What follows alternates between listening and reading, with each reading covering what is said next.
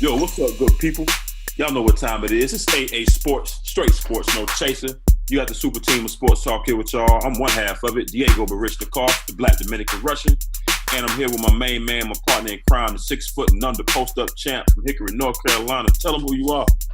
What's good people? It's your boy Uncle Hate, the other A in AA Sports. My team clinched the playoff spot.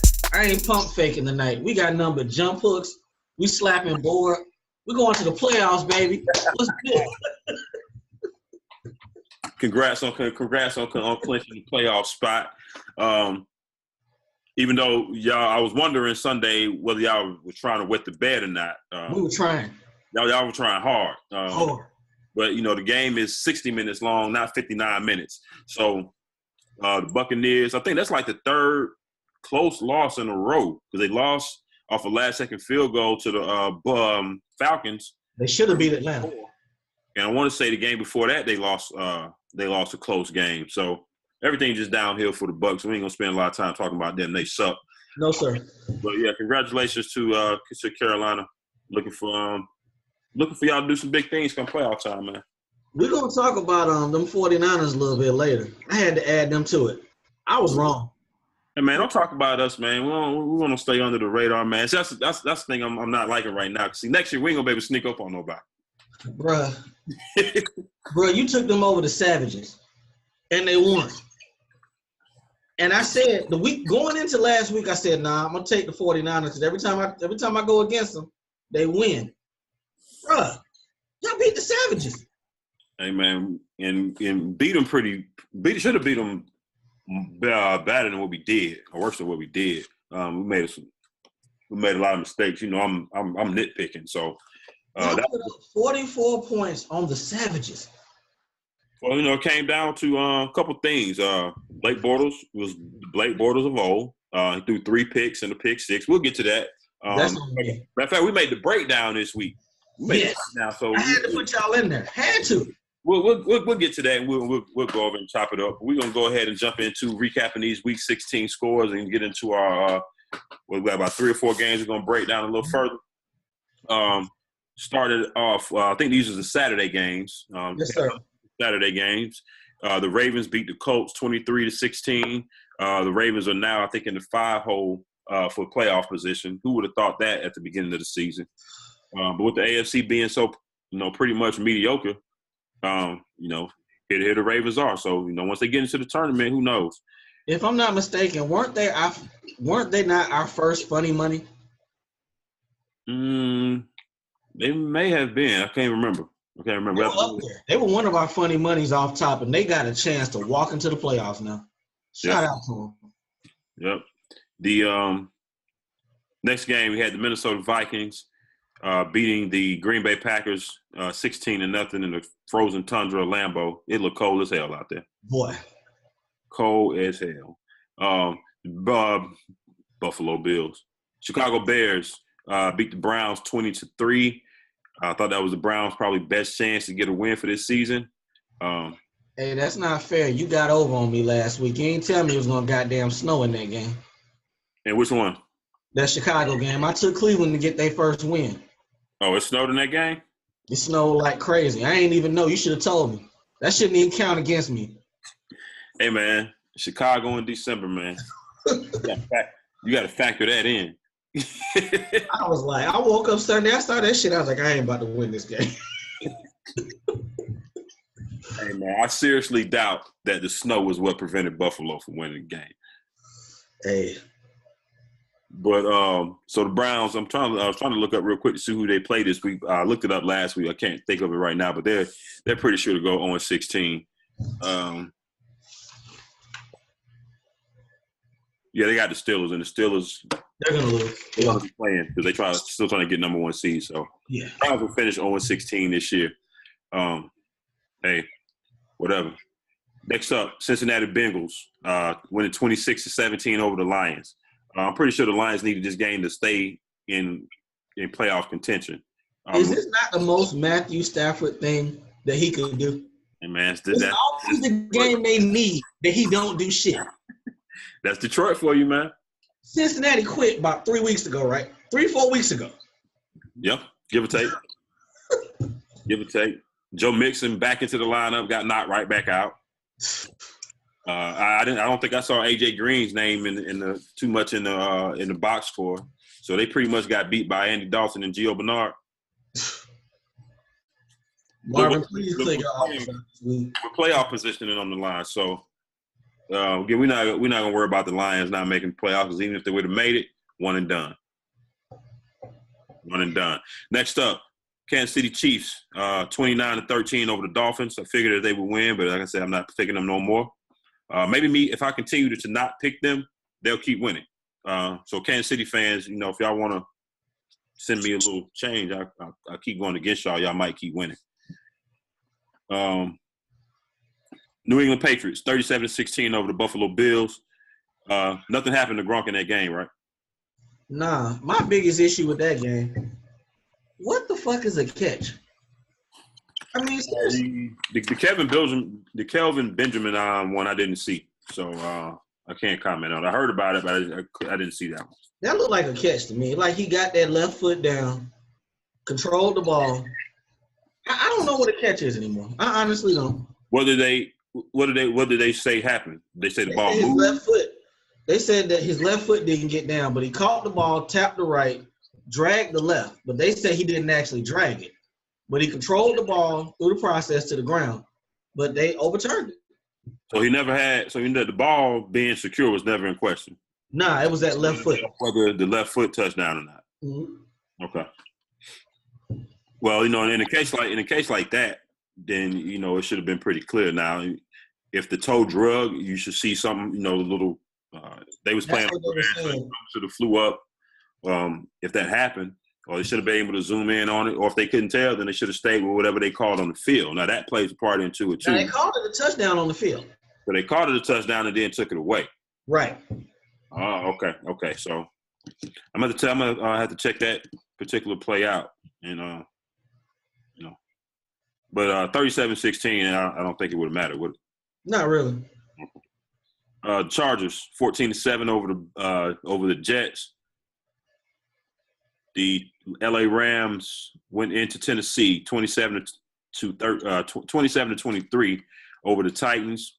Titans drop another game. However, they still have not dropped out of the playoff position, so they're still where they were last week. They done lost 3 straight games, and they still got a chance to make the playoffs. Yep. That's crazy. Pretty much. The Denver Broncos lost to the Washington Redskins 27-11. We just talked about my 49ers winning 44-33 over the Jacksonville Savages. Arizona Cardinals winning 23-0 over the Giants, and Eli actually started and played this game. I was surprised by that. But they wouldn't go out there and at least put some points on the board. Bruh, was Ben McAdoo right? It kind of seemed like he was a couple weeks ago. About what? Sitting Eli, seeing what they had, because Eli done played the last 3 weeks, and they still getting their ass kicked. Why would you not play the young kids at this point? Yeah, I mean, like I said, I think he handled it wrong. If he had went in with, we're gonna sit you and let the young guy play, I don't think we would have heard much about it. That would have been understandable. It was the whole putting Geno Smith in there. Right. That one, and then how he, Eli, you can go ahead and start, but we're going to pull you out of the game no matter what's happening, second half. Just the way he handled it was the fucked up part about it. If he would have did what you just said, they would have been, they would have been straight. He's still a sucker, though. I mean, you can't change being a sucker, so. Oh, no. Nah, not at all. Seattle Seahawks winning 21-12 over the Cowboys. I know we're going to get into that game here in a second. Also, the Pittsburgh Steelers. This game on Christmas? No, this game was on. That was Christmas. Yeah. That was the first game Christmas. Yeah, first game Christmas afternoon, 34-6 over the Texans, waste of a TV time slot. The Raiders mustered up 10 points. Now, I heard this Sunday night game was horrible. The Eagles and the Raiders. Eagles. Say something to some of our comrades. Ice Cold Eric and that boy Kane. Nick Foles ain't down, cuz he not. I was just responding to a tweet that Glass had put out. I think Eric and them was on that on the thread. They're talking about MVPs, who should be the MVP this year. And some people are throwing Gurley into the mix now because he's had these big last couple weeks, and some people are still saying Wentz, mostly Philly fans. And to me, well, you can't really take this week into consideration, but up until last week and the week before, Eagles have been continuing to roll. So to me, that kind of hurts Carson Wentz's MVP case because you went out, you got the backup in, we ain't lost a step. Now, had they played like they played this past game the whole time, then you could look at him and say, okay, maybe he's the engine that really make it go. I kind of got on that train this week with Todd Gurley. Uh-huh. I kind of think you should put him in second. I mean, he's definitely ran his way literally into the discussion. I don't think he's going to win. I think Brady's going to win. No, he ain't going to win. But yeah. I think I will put him at second at this point because Wentz ain't played the last 2 weeks, and Gurley has been an animal the last 2 weeks. So, I mean, it don't matter. I mean, if you ain't first, you last. So it really don't matter. So, but it's because before Wentz got hurt, I had pretty much Wentz, Brady, Russell Wilson. That was my. Have Wentz first above Brady? I did not. I had Brady slightly ahead, but I understood that Wentz could probably get it due to their record being better. I think I had Wilson above Wentz, behind Brady. But the way they done got handled the last 2-3 weeks, Russell, it wasn't gonna happen. Yeah, and that's now that I think about it. No, I had Russell ahead of Wentz and Brady. I had him as my number one because he was working with less than both of them. When he beat Philly, he was number one for me. When he beat Philly. Yeah, that's went out the window these last couple of weeks. Wentz, sorry, you can't win MVP missing almost 25% of the season. Bingo. This won't happen, and it's hard for running backs to win. And if you look at Gurley's numbers from about week 5 or so to week 11 or 12, it was kind of mediocre. Yeah. So you're looking from start to finish. I mean, Brady's got the most consistent numbers. And you can argue that he's working with okay weapons. I mean, outside of Gronk, Brandon Cooks ain't been all that. Chris Hogan been in and out of the lineup. He's been without his main guy, Julian Edelman. Yeah. So I think it's going to be a good argument or debate. But, I definitely think Todd Gurley's ran his way into that. Hell, if AB hadn't got hurt, he would have run his way into that conversation as well. If Todd Gurley's not the NFL MVP, he's damn sure the fantasy MVP. And he killed my fantasy championship. Shout out to Todd Gurley. Yeah, he said that last night. He tweeted out, thank y'all. Y'all say y'all welcome, and leave us alone. He's an animal. He's a flat-out animal. All right. In the last 2 games was Carolina Panthers winning 22-19 over the Tampa Bay Bucks. Jameis Winston lost his damn mind in that game. And then we had the New Orleans Saints winning 23-13 over the Falcons. Let me ask you before we jump off that, because we're about to go to – well, never mind, because we're about to go to them now. Because I need to find out what's going on with Atlanta. Okay. So we can jump into that now. That's our first game on the breakdown, Saints Falcons. Now, for me, I figured – I think I said at the beginning of the season, with these NFC South matchups, I think I had everybody pretty much split. The two games. So this one was definitely no different. Atlanta and the Saints usually tend to split. Especially after the Falcons won the first game, not having to deal with Kamara. I just kind of felt that the Saints was going to be, on top this game. Now, let me ask you something. Well, you asked about the Falcons. What's wrong with the Falcons? It's a couple. It's numerous things.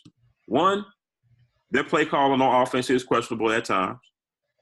When the play calling is fine, Matt Ryan is not playing like Matt Ryan did last year. I was about to say, because I know you're not putting this whole thing on Sark, because I'm not putting the whole thing on Sark. No. And, I know, we got friends, people that are Falcons fans, and they think that Sark is the number 1, 2, 3, 4, and 5 problem. My thing is this. Even if your play calling is still questionable, this is week 16. At what point do you make your head coach accountable for going to your OC and hey, get your shit together? He never gets blamed for that. Dan Quinn doesn't get blamed for anything. Do you know how different the narrative would have been had he vetoed that damn pass play at the Super Bowl and said, "Nah, run the ball. We in field goal range." Mm-hmm. But he didn't. He leaned on Shanahan, and it went wrong. And he called no blame behind that to me. He never catches blame. I mean, even outside of the Super Bowl, you look at this year. I mean, the defense is not played like they did last year. No. You know what I'm saying? They're not getting any flack for that. You can't give up 16 yard, not yard, but 16 play drives consistently, giving up first downs on penalties. That busted cover, I don't know if it was a busted coverage or True Front just got beat. That touchdown that Ginn had right before the half. To me, first of all, that was a bad play call on defense. That was bad defensive scheme.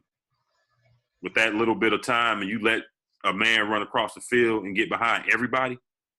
And that's all he does. He ain't going across the middle. He's running nothing but a go route. But if you look at the stats for the game, the only one that sticks out to me is the penalties. Everything else was pretty much the same. Mm-hmm. They just weren't disciplined and lost the game off penalties. Bottom line. Right. There was a lot of talk about the officiating. It was the first game. So I don't want to hear none of that shit. I don't either. I don't want to hear none of that because the officiating at the Dome, well, not the Dome, Mercedes-Benz, was just that could have went the other way. Right. So, Saints fans felt they got jobbed by the officials first game. Falcons fans, they feel they got jobbed by the officials second game. At the end of the day, both of you fan bases might be right, but neither one, that's not why you lost the game. So the penalties, and then Matt got sacked 5 times. 5 times. Yeah. Hey. At the end of the day, you win, you win. Y'all got to see us, but you win, you win. And you said this on the chat the other day. I ain't even know at the time. We got to play this game now because you said they moved New Orleans and Tampa to 4 o'clock also. Right. Both games. So we got to play. Because the division is still in the air for us. And Atlanta needs this game to win. If New Orleans had won at 1 o'clock, Cam probably would have been done by the first quarter. Not first quarter, first half. Give or take. But now we got to play. Right. And in case you're trying to catch up people, we're talking about the Saints, Bucks game and the Falcons-Panthers game, both of them getting flexed from the 1 o'clock slot to 4 o'clock. Initially, we thought it was first just the Falcons and the Panthers, which would have made the Saints-Bucks game at 1 o'clock very important because if the Saints win that game, go ahead and post. They won the division. And Carolina, well, I think Carolina is still no, they couldn't win the division. So Carolina would have been locked into the 5 seed, nothing really to play for. Right. So they could have, sent in Derek Anderson, and the Falcons could have very well taken advantage of that. But both games are going to be played at 4 o'clock, and I like the NFL did that, making everybody play the games that matter, making them play simultaneously. So I like that the NFL did that. So both teams got to play. Everybody got to play. I like the fact they moved. I think they did this a couple years ago. They moved division games to late. I like that. Mm-hmm. I love that. I mean, I like it to a degree. I don't know if I like it like they did y'all this year, putting all the games at the end of the schedule. I don't know if I want that many division games at the back end. But it definitely leaves us fans entertained. Yeah. In that regard, yeah. All right, let's move on to this next game. Seattle. It was only 2 games, people, that really counted this week. Atlanta, New Orleans, Seattle, and Dallas. At least from my eyes, 2 teams that actually needed to win to get in the playoffs. There was a lot of teams that needed to win, but they were playing teams that were already done. But these 2 had shit on the line. Right. So, Seattle, Dallas. Seattle put up 21 points. They beat Dallas, who put up 12. Russell Wilson only threw the ball 21 times, only had 93 yards. I was about to say, how the hell did they win? Because I didn't watch this game because I was watching the 49ers in Jacksonville. He had 93 yards, and they got 21 points. He had 2 touchdowns, so it had to be some turnovers involved. You see, Dak had 2 interceptions. I know he had a pick 6, right? Yeah. I pulled up a stat on that. I think he's had. Let me go to the stats so I can be accurate with this. People, y'all gotta watch us because the homie said he said that shit about week 4 or 5. He was on that like, be careful. They all on Dak. Be careful. Dak got 4 pick sixes this season. That's on that. That's like Blake Bortles last year range. That's a lot of pick sixes. That's a lot. And that one Sunday, it was ass. I mean, it was straight ass. It's like he threw the ball right to the dude. So they had that, and then I know they had saw Dez get the ball punched out by Byron Maxwell. We gotta talk about Dez. Dez is delirious. But we're gonna talk about Dez. Yeah. Yeah, he on further down our list, ain't he? Yeah. No, I don't see him. Nah, he on my Chumps list. Dez Bryant is a chump. Okay, I was looking at the last call. Okay. Yeah, we'll call Dez to the front of the congregation. Yes, sir. He needs to come to the front. You know what? We gotta come up with something else. Somebody else uses that. Who does that? Charlemagne. I got that from Charlemagne. We gotta find our own shit. Yes, sir. Shout out to Charlemagne. Where we at? Oh, for Seattle and Dallas, man. Zeke, they tried to give Zeke that workload first half, didn't they? That was 28 touches in that game, though. 28 touches over 100 yards, but he hasn't played in 6 weeks. 6 weeks. It's okay if you running on the beach with no shirt on. It's a different ball game for Clinton. It's a different ball game. And I know we're going to talk about Dez in a minute. Dallas needs a number 1 and a number 2 receiver. So what you're saying is they need a number 1, they need a number 2. Jason Witten need to retire. Yes. They need to put on 15, 20 pounds and become a tight end? Yeah. Okay, I got you. Hey, what do you think about Dak's comment? I love this shit, actually. I read it. I didn't hear it, but refresh my memory real quick. Dak was like, yeah, I should have threw him a better ball. I should have threw it directly in his face mask to where he can't drop it. He can't drop it. Yeah, I did hear that. That was quite funny. That was quite funny. I didn't know Dak had that in it. Bruh, Sunday I was tweeting about this shit. Dez was wanting to blow up Sunday. Was it? He was tweaking. It was coming. That old Dez blow up, you know. Yeah. He just cussed the whole sideline out. It was coming. But how you gonna cuss them out when you dropping all the balls? How? And it's not like the Legion of Boom was a Legion of Boom. He had Byron Maxwell on him for most of that game. If I'm pretty certain, right? Tell me what happened to Dez Bryant, dog. I mean, I don't know if it's some of the injuries or not, but he's just not as fast as he was. He's just not that same cat. You know he has not had 100 yards this year receiving, not one time. I mean, no, that's not all on him. No, it's not. It's not.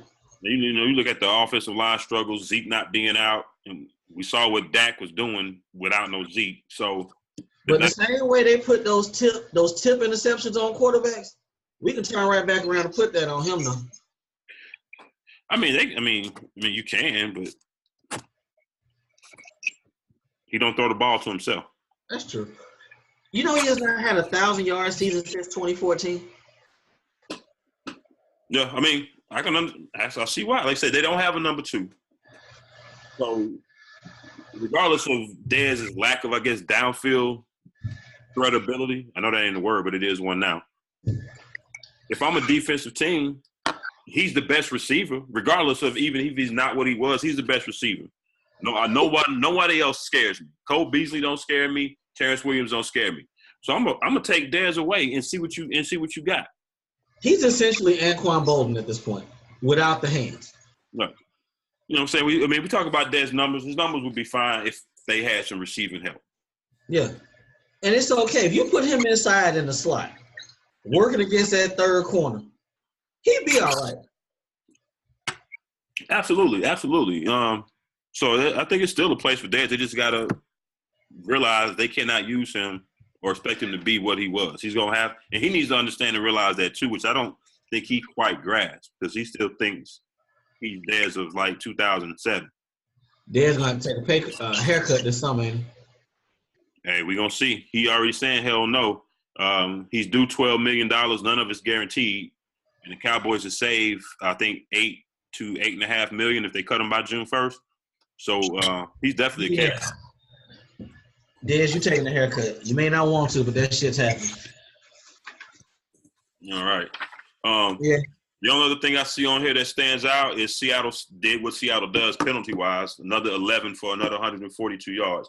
You know what? And I'm going to look this up, people. This is going to be my homework between now and the next show. I'm almost willing to put money on it that Seattle has more penalty yards than they do rushing yards this year. That's easy.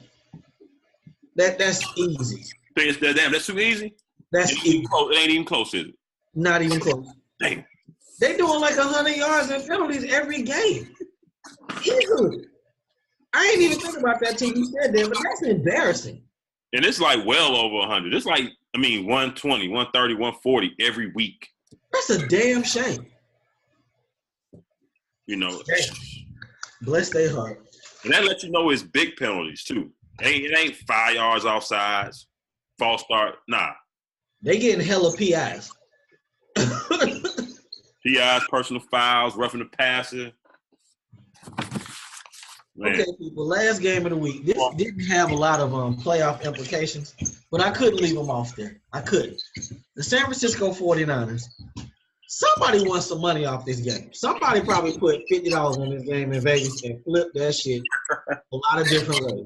Flip a crumb to a brick. They did that. The San Francisco 49ers put up 44 points and beat the Jacksonville Jaguars, who had 33. I was on this show last week, and I said, man, Blake Bortles is lined up for some Joe Flacco shit. I drank the Kool-Aid, people. I drank that Kool-Aid. He put up an appropriate 3-interception game, 75.6 rating, and I guarantee most of this shit came in garbage time. I guarantee you. Yeah, a lot of it did. A lot of it did. Because what happened, my boys pretty much, and you can see by the numbers, people, even if you didn't see the game, Fournette, 18 carries, 48 yards. So run game was shut all the way down. And Blake Bortles threw the ball 50 times. So that's what they were forced to do. We came out, got out early to an early lead. Should have been up more than what we were. We made a couple mistakes, but we played well. Jimmy Garoppolo had an efficient game, 21 out of 30, 242, 2 touchdowns. He had another pick that was off. He had a rushing touchdown, too. Yeah, he had a rushing one. 102.4 rating. Had another pick off like some fluke, like tip ball or some shit. Which he's had a few of those since he started. Not many of them, if at all, of the interceptions that he's thrown have come off just like bad reads. Outside of that, we've been homeboys since about 1993, I believe. Y'all got – this is like the first franchise guy y'all have had since Young? Well, would we say Cap in between them? Well, after Young, it was Jeff Garcia. Jeff Garcia was solid. And then after that, it was that long. But did you see 10 years with Jeff Garcia? No, we didn't have Jeff Garcia for 10 years. No, I'm saying, did you see 10 years like he's the franchise guy? 10 years we're good. In hindsight, probably no. At the time, I wasn't really looking at it that way because I was a lot younger. Gotcha. So, I wasn't really analyzing the game like I do now. But looking back on it, no, he wasn't. But he was definitely out past Young and before Cap, Alex Smith. Yeah. He was the best. Yeah. In the 2000s there, early 2000s to about 2010 before Harbaugh got there, we were running out people like Jim Druckenmiller, Sean Hill, Ken Dorsey. Yeah. We had some garbage-ass quarterbacks. So we're going to see what Garoppolo do. We thought Cat was our next franchise guy. That lasted a year or two. I feel a little bit better about Jimmy G because he's not an option, run kind of guy. Right. First read. If I don't see the first read, take off and fucking run. He's not that kind of quarterback. So I'm a little bit more optimistic about him. But, so far, so good. So far, so good. I like what I saw. What I would do in the offseason. Y'all got at least $80 million, right? I wouldn't even spend all that money. I wouldn't. Because you don't have to. You look at what we've got right now and what we're able to do. If we had Garoppolo the whole season, we'd probably be in that mix of that playoff hunt up to now, if maybe.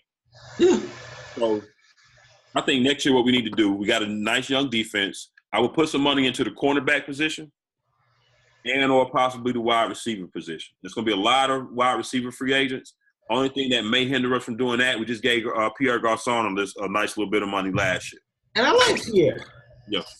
If you put Pierre out there with Goodwin taking the top off the defense, that's solid. That's solid. And we definitely need to two things we need to do first: shore up the line, the offensive line, and shore up the back end of that defense.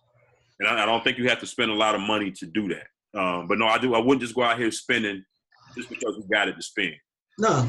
Because eventually, all them good young guys that we got to pay them at some point. Got to pay them. Yeah. And I think that's where a lot of teams go wrong. Just because they got a lot of money, they go out and spend it right away. This was kind of a piss to bed for Jacksonville. Yeah, and they was really just one guy that's on my chump list. But I don't think they took us seriously. No, they didn't. They couldn't have. I don't think. Y'all jumped on their ass early in that game. Early. Yeah. Jumped on them early. So I'm proud of my boys. We'll see what happened this week. I'm not sure if the Rams got any seeding to play for. Todd Gurley ain't playing this week. They're done. They said it. They already said it? Okay. Mm-hmm. So we could finish the season 6-10, winning 5 in a row, 6 out of the last 7. That's solid. With money and a draft pick in the top 10 coming ahead of you. Solid. Yeah, we done dropped all the way down to 8 on the draft pick. But I bet you ain't remotely mad about it. Nah, not at all. Not at all. Because we're going to try to flip that pick anyway. Yeah. Big that. All right. Where do you want to go next? Current draft order? Yeah, we can run that down real quick. I don't think much has changed with it, but we got the Browns at 1, the New York Giants at 2, the Colts at 3, the Cleveland Browns at 4 via the Houston Texans. They went up 1. Tampa Bay has moved to 5. How many years can you be in the top 10 of the draft?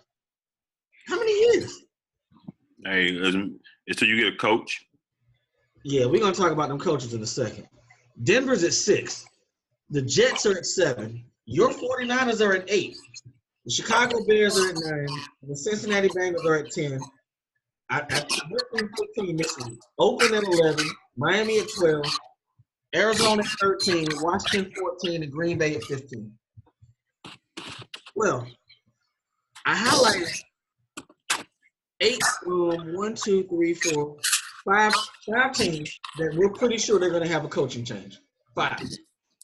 And I got – is Dirk Cutter done? You think – This is his 3rd year or 2nd year? 2nd. That's kind of hard. It is because I would like – three games this year? 3 or 4? Huh? Jameis missed about 3 or 4 games this year, right? Jameis missed games, and I'm thinking about more or less at the beginning of the season how they were past banged up on defense. They didn't have shit to go work with on defense. They had damn near all their starters out on defense. The first half of the season, and then so I try to give Dirk Cutter the benefit of the doubt because of those 2 things: Jameis being out, defense not playing up to par. But then I look at the fact that the reason that Dirk Cutter was given the head coaching position and they got rid of Lovey was because Dirk Cutter was supposed to be the dude to take Jameis to the next step. He was supposed to be the guy that's got Jameis' ear, that's going to be able to control Jameis. Jameis ain't took no next step. Jameis just as wild as ever. So what these last couple of weeks that we are getting additions to this wild animal list? The last couple of weeks. All the time. So what's that shit that the NCAA call it? Lack of institutional control? Yes. That's Dirk Cutter. Yes. So that reason alone, to me, he got to go. They look at him like a substitute teacher. All day. They look like they know they ain't got to do shit when he walk in. Yeah, we fly paper airplanes across the room. I'm going to the bathroom whenever I want to. He walk in the room and say, open your books to chapter 3. Word. Right. Is Jack Del Rio safe? I think he is. This is his 2nd year as well, I think. 2nd or 3rd? Right. It's second. It's second. I think they'll give him the benefit of the doubt. I think they'll give him one more run. They'll look at last year and say, hey, I think we can get back to where we were last year. We just got to maybe tweak some things. Now, he may be forced to fire OC or DC. Somebody might have to fall on the sword. He already fired Ken Norton as DC like 5 games ago. Okay. And offense has had its share of troubles. So maybe the OC is the next one to go. But my gut would tell me that I think he would get at least one more year.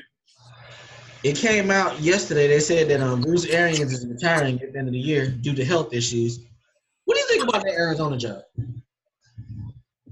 Are the Cupboards bare?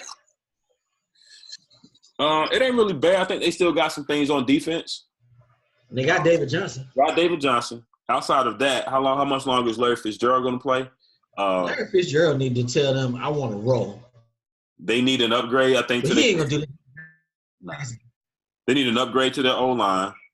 They need a new batch. I think a new batch of receivers. Who the hell will play quarterback for them next year? Corner. Quarterback. That's the biggest question mark there. They didn't draft anybody.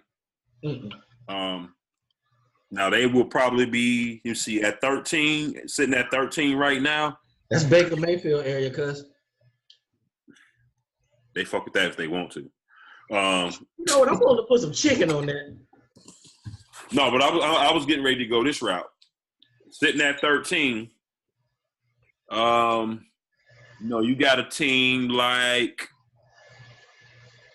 Houston with the Browns pick in the top 5. My 49ers at 8. Possible trade up for one of them quarterbacks. One of them teams. Is what I would be thinking about with Arizona if they like one of them guys. You know what the biggest domino sitting out there? He's still sitting there. Kirk Cousins. It's like, what happens with him? Yeah, that's going to be a big domino. You're right, and we'll know probably by the first or second week in March, or whenever free agency start. We'll know. They can't franchise him again. They cannot franchise him again. No, they got to go ahead and cut bait. I can't see them paying him $35 million, especially. I cannot see it. I can't. So I don't think even the Redskins are going to do that. So this is going to be about where he's going to land up free agent wise. Because that Arizona looks solid for him. That's kind of it. Unless Denver gets creative and cuts a lot of dudes, that's kind of it. And the Jets. Yeah, and then a lot of some cuts could be coming from Denver, but where are those cuts gonna come? If those cuts gonna come from your defense, which is what would make that job even attractive, or that play them to be attractive to begin with, then what's the point? Yeah, you'll still have Von Miller, but if you don't have no fly zone intact, I'm thinking to lead and Emmanuel Sanders need to be nervous.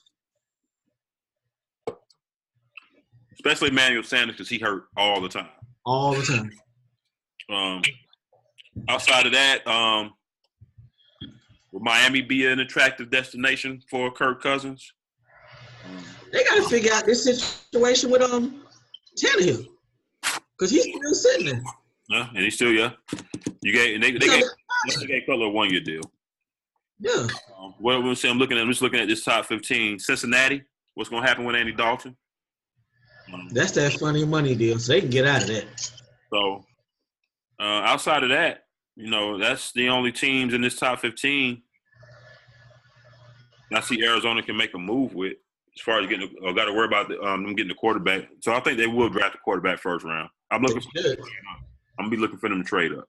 They definitely should. Right. Well, you know what? I mean, because we talk about Kirk Cousins. There's a couple other free agents we got to throw in there. Tyrod going to be available. If I'm Denver, that's the way I go. Go Tyrod? Yeah. He's not going to come wanting the bag because whoever else is going to offer him the bag? I mean, that's true. Is he going to be able to do enough to open that offense up?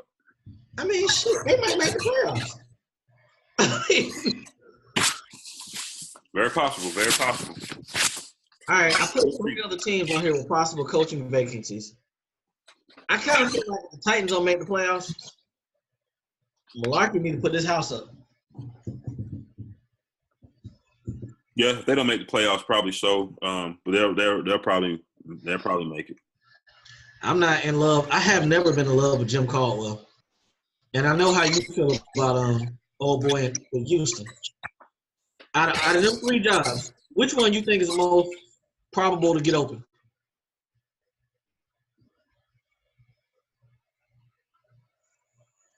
That's a hard question, ain't it? Probably the Lions. Probably the Lions. Because I think, like we said a couple weeks ago, I think Deshaun Watson probably is going to save Bill O'Brien's job. And you see he caped for him this week. Like, I want to play my whole career under him. I can't blame Mike McCarthy for Marcus Mariota's regression. I can't blame him for that. I mean, who is the OC? I mean, you think Malarkey is he's an offensive line coach, right? Bruh, if it was a gun to my head right now, I couldn't tell you who the OC was in Tennessee. So I mean, his job could be very well tied to whether they make the playoffs or not. So basically, he got to win Sunday, basically. Yeah, and that's why, and I think they can.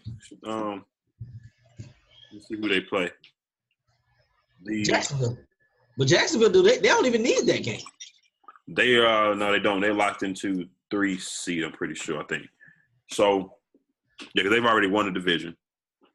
Yeah, they locked into the 3 seed, so no, they don't have to play nobody. But I'm saying the Lions because the Lions lion every year. They've already been eliminated from the playoffs. Jim Caldwell, I respect how long he's been in the game, been a coach, position coach, and all that. To me, he's not a head coach. The only thing I can say about him is he looked like he drank Cavassier. That's the only thing I can say. I think players respect him. He can keep a locker room in line in his own kind of way. I don't. He seemed like one of them old cats that you wouldn't try. You know what he is? He's Mike Woodson of the NFL. Subpar coaching, but you ain't gonna step to him. Nah, because he'll fight you. Straight up fight you. So yeah, Mike Woodson did, but that's a different cat though. We never did get them 12 rounds of him and Josh Smith squaring up. Nah, that probably happened though. It was probably a lot of shit that happened at the practice facility we ain't know nothing about. It's gonna be a 30 for 30 somewhere down the road. We'll hear about it. Yeah, we can produce that. All right, let me run through my champs for the week. Go ahead. My champ number 1 goes to Ty Gurley. Mr. Gurley, you damn near ended my fantasy championship before the half last week. He had over 150 yards and a touchdown at the half last week. The half. One thing I noticed about Gurley and these Rams, Ty Gurley masked a lot of shit with Jared Goff. Everybody's saying how good Jared Goff is. That's kind of Ty Gurley making this shit look really good. But kind of like Zeke did for that. Yes. Same shit. Number 2, did you have this one? Well, I'm good with it. I did. I had it. That's the only. You can go with that one. I only got 1 this week. My chumps. Okay, go ahead. Dez Bryant. Dez, I know you can't throw the ball to yourself, but homie, you gotta look at the man in the mirror, homie. You gotta look at yourself and understand. I'm running at least a 4.8, 4.9 at the best. I'm not getting separation. My hands are suspect as fuck. Dez, you gotta take that haircut, dog. Yeah. And even after all I said good about Dez, what stands out to me about his comments today, and I was looking for the video, the actual video, so I can actually see it in this context. But I read enough to realize this boy ain't all there. He said, Dez spoke out. I ain't heard. Dez spoke out. Yeah. He said, matter of fact, I got a quote right here. He asked about would he take a pay cut with the Cowboys. He said, probably not. Matter of fact, hell no. He said the problem is the scheme, the offense, how they using him. He's tired of people talking about he can't run routes. He think he can still run routes. He reiterated, hell no, I'm not taking no pay cut. Dog, the worst thing you can be is not be self-aware. the worst thing you can be in life. I just want to be a fly on the wall in the receiver's room when they watching film. That's all I want to be right now. Who gonna say anything to him? Cole Beasley? Bruh, Williams? does he not see himself dropping all these damn balls? Hey, man. Not getting separation. Hey. Said it ain't him. That's gonna be our new thing. When we get to the offseason, the unself-aware all-stars, cats who still think they good. I already got the wide receiver. That's dead. The running back is Adrian Peterson. Yeah. I just got to work on the rest of the team. You got to be self-aware. You have to be. Yeah. Oh, man. All right, Jameis Winston. My chump number 2. Jameis. I just said it a little while ago. Cats are trying their best to get on our wild animal all-protein for the end of the year. Cuz, what's wrong with your boy? He was pushing everybody out the way. He showed his ass at the end of that game. He showed his ass. And they couldn't do nothing with him. The whole team tried to stop him. Because even after we got the ball back, he tried to run back out on the field again. And we were just talking about the lack of institutional control in Dirk Cutter. Did you notice, or at least from the clips that I saw, the whole time during that blow-up, all the people that were trying to calm him down, I didn't see Dirk Cutter over there not one time. Hell no. He probably feel the type of way because you know James about to get him fired. Hey, man.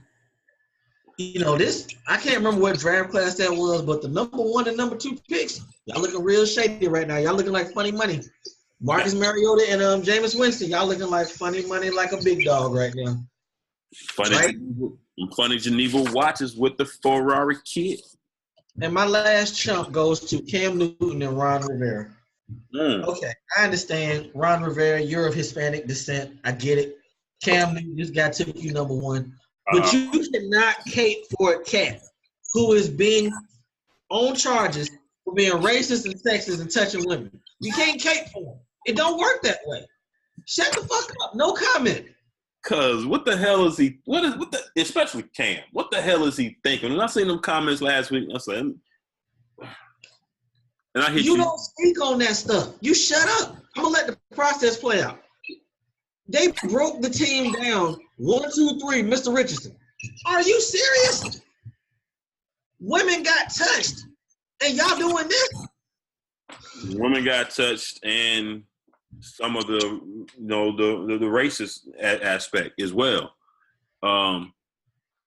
I was kind of floored. I was kind of floored by it. But that's Cam being Cam. Cam said it's just allegations. All these people who gonna pay it off, it's just allegations. After the comments that Cam made about Cap, should we be surprised? Shannon Sharp was on TV last week. If I'm not mistaken, Shannon Sharp called him a house Negro on TV last week. Did he have a black in his mouth when he did it? He ain't had a black, but he was dead ass with that. Cam it's like when I want Cam to be quiet, he won't. But when I need him to talk, he won't. How many times this season have we said, Cam, just don't say anything, and then the very next week, he go out and he say some dumb shit. Thursday scared the shit out of me because that's media day. I don't know what's gonna come out of his mouth. But yeah, y'all got to do better. Y'all got to do better. What you got, homie? All right, so I got one champ, one chump. My champ, Jimmy G and my Niners. We talked about y'all in depth, beating the Jacksonville Jaguars. Like what you're doing. Nobody saw us winning against the number 1 seed, the most feared defense in the league. And not only do we want to go out there and handle our business, we should have hung a 50 burger on them if we had not had some minimum stakes. But I'll take it. But y'all of course get a champ this week. My chumps, same game, but it was pregame stuff. Telvin Smith, to be exact. He called this a T-shirt and hat week because he was so sure that they were going to win the game, clinch the division, get their little T-shirts and hats on the sideline and celebrate on our field. Somebody told Reuben Foster early in the week about it. He laughed and said, "Oh, really?" I guess we'll have to take them T-shirts and hats from them, and that's exactly what we did. So Kevin Smith, you might not want to start calling stuff so soon. Y'all are new to this winning thing. For real. You need to focus on the playoff times, because running this right here, because I can already see it. You or Jalen Ramsey or somebody on that defense is going to yap when y'all play the Steelers or the Patriots. And it's going to come back to bite you in the ass because you still have Blake Bortles as your quarterback. Hey, dog. At what point are you going to add that boy John Lynch and apologize for your blasphemy earlier this year? I don't know. I'll see what he do this draft. I'll see what he do. Okay. It got to come at some point. Oh yeah, because I gave him hell. Yeah. Well, I didn't add him. I gave the owner hell. I gave Jeff York hell. Yeah, I gave him. All right. Are we in agreement? The Dallas Cowboys are the piss to bed for the week. Yeah, I mean, with what was on the line this week and for that performance that they came out and laid, they are the hands down winner. If they won, all they had to do was beat a Philly team next week. They ain't playing for shit. Wasn't gonna play their starters. Right. It was at home Sunday. Yeah. And put up 12 points. 12 points. I mean, you couldn't do anything. And we've talked about it time and time again, especially in the last several weeks. Teams that actually played with pride. And Seattle, week after week, even though they had some weeks they got their ass whooped, we didn't have to worry about them continuing to not show no pride. And they came out, right. and they played and they got the job done.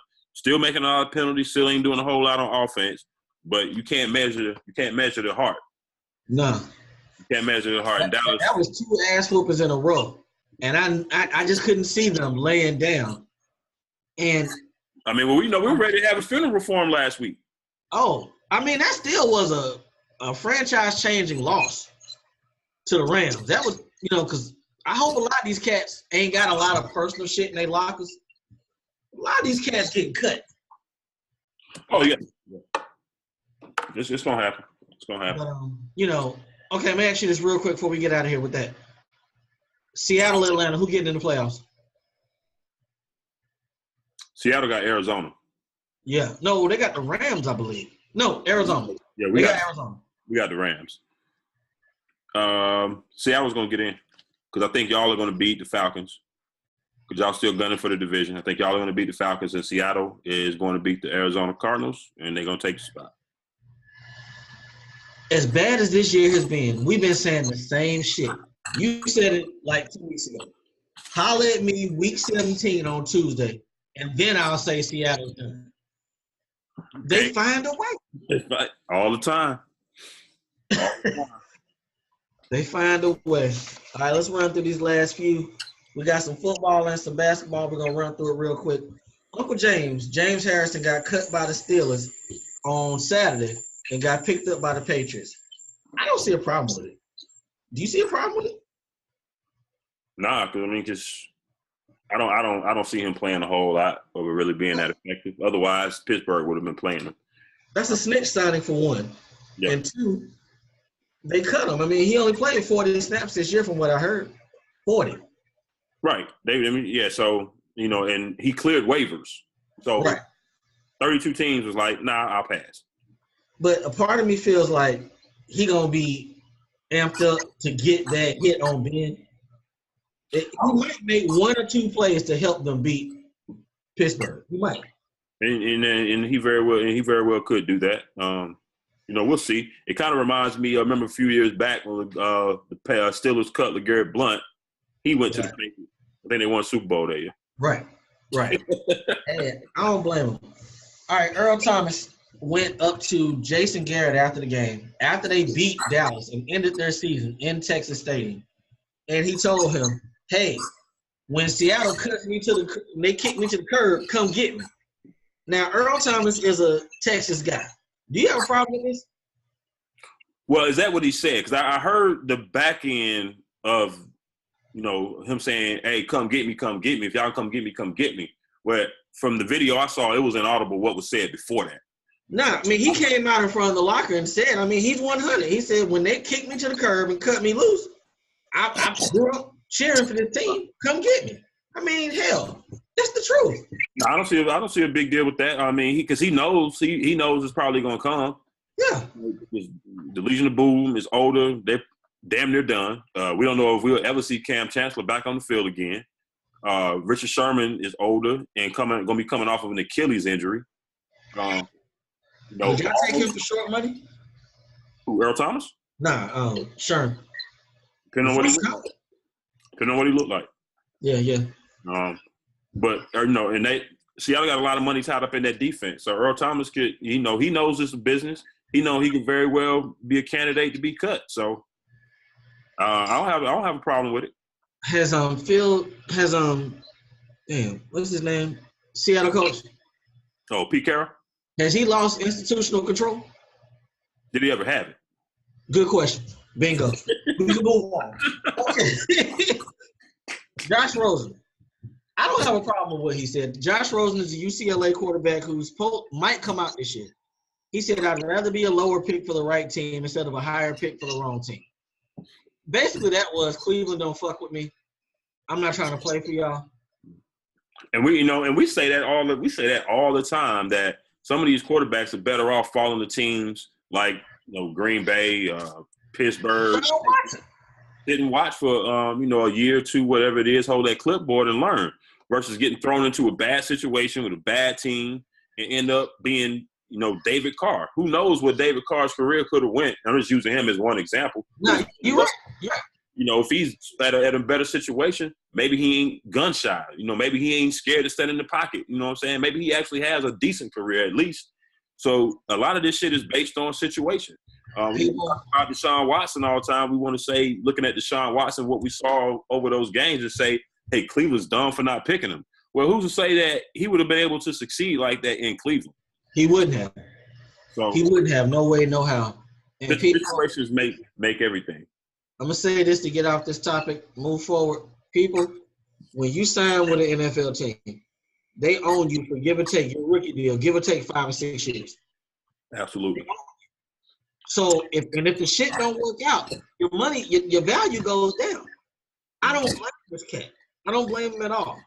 Control what you can control, because they're gonna control you once they damn draft you. So 5 years is minimum. If you're good, you can be looking at a tag for another 2 years, maybe 3, like Kirk Cousins. So exactly. So I don't have no problem with it. Nah, not at all. Landon Collins yesterday called Eli Apple a cancer and said that he was the issue, and then came out today and said that he didn't mean the shit and he's always there for him. Bro, how you call me a cancer on Tuesday and Wednesday you welcome me? Did you see? I have a problem with Landon Collins saying this, and then I have a problem with his retraction. I have a problem with both. You're right. But did you see Eli Apple's response today when the reporters asked him about it? No. His response was, and he said this very loudly over the locker room, I gotta go take a shit. And left. That's what he said. That was his answer to the question. Hell no. I think that's some of the stuff that Landon Collins and some other anonymous sources are talking about, that this kid need to grow up. This is another institutional control situation. Well, this one, I think this one goes even further because because it's starting to leak now about the family issues. I don't know if you saw that come out last week about that's a lot of the reason he's having struggles this year. A lot of family issues. Today, even more of it came out. Say basically his mom has ostracized the rest of the family from him so she can control the money. He does talk a lot. Talks a hell of a lot. And then also that another issue that's affecting him within the family is that his mom, before she got married to their current husband, Eli's stepdad, she cheated on him right before the wedding with the best man. So it's a lot of shit going on in that Apple family. Is this statement